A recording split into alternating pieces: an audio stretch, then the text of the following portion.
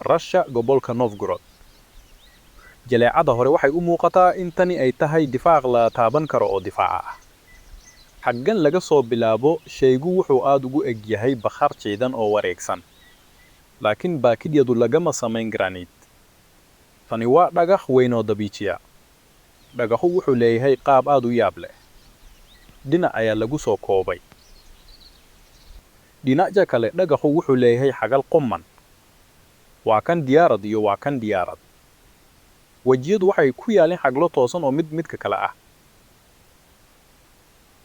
dhabarka dhagaxu wuxuu leeyahay qaab go'an. oo halkan waa xagal qad.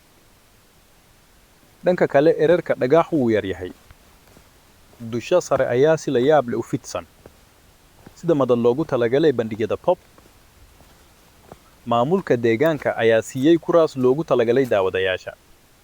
madal masraaxa ka samaysan granite dabiiciga. ma jiro tiyaatar bixin kara tan. qaybta muuqata ee dhagaxa ayaa miisaangeedu yahay qiyaastii ximkod oo tan.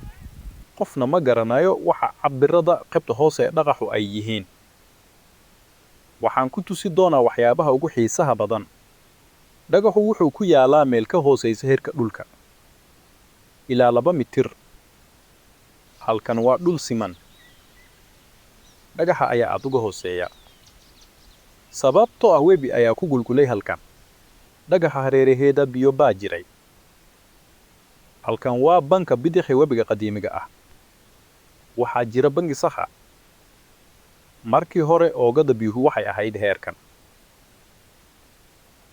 meesha granite waxaa dhinac walba kaga wareegsanaa biyo. biyo badan ayaa halkan ku qulqulayay.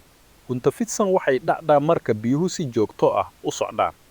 laakiin maanta halkan way qallalan tahay. biyo la'aan muddo dheer. ma jiraan wax ka hadhay webiga weyn.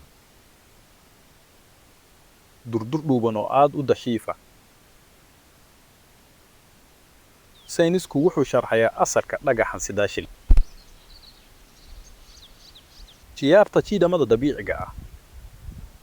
laakiin dhagaxu wuxuu leeyahay qaab aad u yaab leh. 3 diyaaradood oo xagal qumman ah. dhinaaqan waxaa jira dhululuba ku dhowaad xitaa. meel sare oo fidsan oo dadka ku raaxaysato. meesha sare wixii ka sarreysa heerka biyaha qadiimiga ah. waxay u oggahay qaab dhismeed qof dhisay. loo saameeyey howlgaar ah oo la taaban karo. malaha ujeeddada dhagaxu waxay la xidhiidhay biyo.